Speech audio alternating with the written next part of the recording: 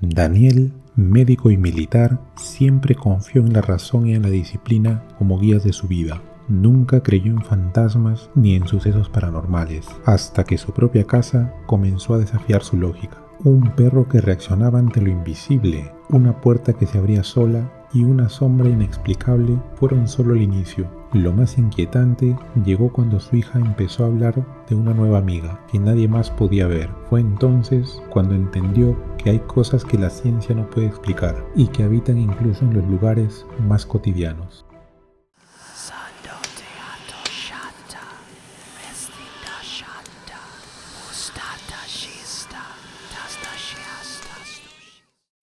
Fue apenas 6 meses después de mudarnos. Mi familia había salido para un fin de semana largo y yo me quedé solo con nuestro perro, Ulises. Era una tarde fresca de otoño. Las ramas desnudas de los árboles arañaban las ventanas con el viento y la casa crujía como si se quejara del frío. Había cerrado la puerta del dormitorio completamente, como siempre hacía cuando me quedaba solo. Giré el cerrojo hasta escuchar el sonido seco y tranquilizador del seguro encajando. Para mí era una rutina, una forma de sentir que nada ni nadie podía atravesar ese umbral. Me recosté a leer, disfrutando de la calma. Todo estaba en silencio, salvo el sonido regular de la respiración de Ulises, que dormía a mis pies. Pero de pronto, sin previo aviso, su cuerpo se tensó, se incorporó de un salto, el lomo erizado, gruñendo con una ferocidad que jamás la había visto. No era un ladrido de alerta normal. Aquel gruñido tenía un tono grave, visceral, como si estuviera enfrentando algo invisible, algo que solo él podía percibir. Sus ojos estaban fijos en la puerta, inmóviles, como si una figura estuviera allí parada. Me incliné para acariciarlo, intentando calmarlo, pero él no reaccionó a mi toque. Era como si estuviera hipnotizado por aquello que lo mantenía en guardia. Y entonces lo escuché. Un clic nítido, el sonido inconfundible del cerrojo moviéndose solo. Sentí que la sangre me abandonaba la cara.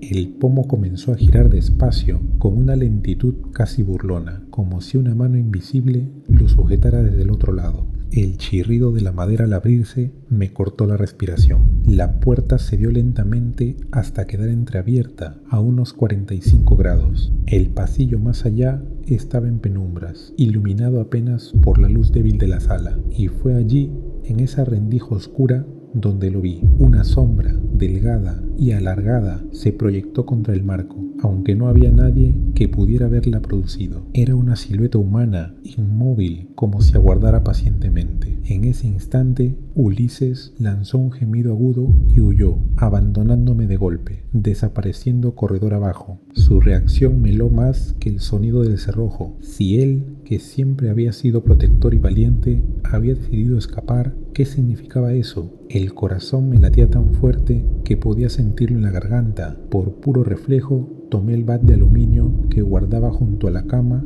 y lo levanté, esperando un ataque, un rostro, cualquier cosa que se abalanzara desde el pasillo. Me acerqué a la puerta con pasos cortos y entrecortados y extendí la linterna del celular hacia el marco. La sombra ya no estaba. Me obligué a salir y revisé cada rincón de la casa. La cocina, los armarios, las ventanas, todo cerrado, todo intacto. Volví una y otra vez a la cerradura del dormitorio. No había señales de forzamiento, ninguna marca, nada que explicara cómo había cedido. Y sin embargo lo había hecho. Esa puerta, que yo mismo había cerrado con mis propias manos, se abrió como si alguien o algo hubiera decidido cruzarla.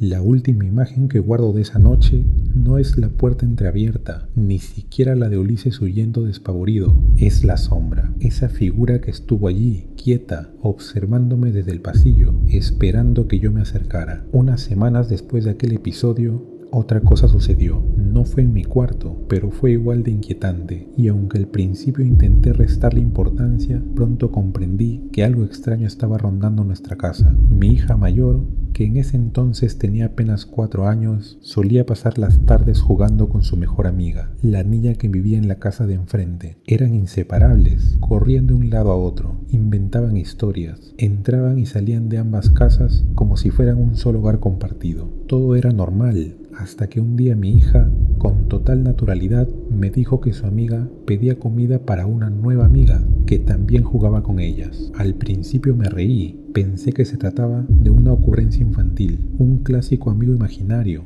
nada fuera de lo común. Incluso hice bromas al respecto, preguntándole qué le gustaba comer a esa supuesta amiga invisible, pero la insistencia con que ambas niñas actuaban me comenzó a incomodar. No era un juego pasajero, la amiga de enfrente también hablaba con ella, como si realmente estuviera presente. En más de una ocasión, mientras las escuchaba desde la cocina, oí frases como: dile que se mueva, ¿no ves que está aquí con nosotras? Cuidado, que la vas a empujar. La naturalidad con que decían esas cosas me erizó la piel. No se reían, ni actuaban como si inventaran un cuento. Lo decían con seriedad, convencidas de que alguien más estaba allí. Lo que me empezó a preocupar de verdad fue la frecuencia.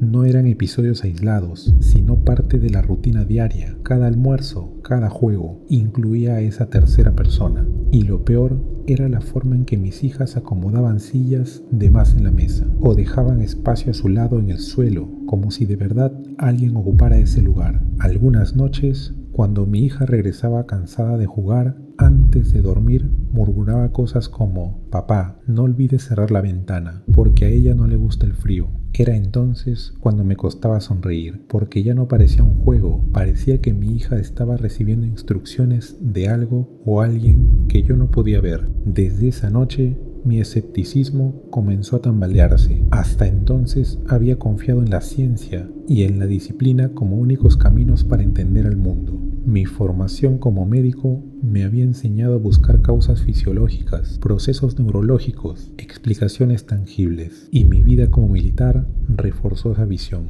Todo debía tener un orden, una lógica, una estrategia clara, pero lo que presencié aquella madrugada se escapaba de cualquier manual o diagnóstico. Durante días traté de racionalizarlo, me repetía que estaba cansado, que las guardias me tenían agotado, que quizás había sido víctima de una alucinación provocada por el estrés y la falta de sueño, pero las sensaciones eran demasiado nítidas, demasiado reales para relegarlas al terreno de lo imaginario. El frío repentino en el aire, la presencia tangible en el pasillo, la presencia tangible en el pasillo, nada de eso podía explicarse tan fácilmente. Fue entonces cuando comprendí algo que cambió mi manera de ver el hospital y el mundo para siempre. Hay fenómenos que se resisten a la lógica, no importa cuántos libros de medicina o de táctica militar hubiera leído. Había una dimensión de la experiencia humana que se escapa a la razón y se oculta en las grietas de la realidad cotidiana, especialmente en lugares cargados de historia, donde la muerte ha dejado huellas invisibles, donde los ecos del sufrimiento parecen aferrarse a los muros. Esa noche aprendí que por más férrea que sea la mente racional, hay momentos en los que debemos aceptar que no lo sabemos todo, que la ciencia ilumina mucho, pero no todo, y que hay cosas que quizás nunca podamos medir ni comprobar, pero que existen con una fuerza que uno solo puede reconocer en silencio.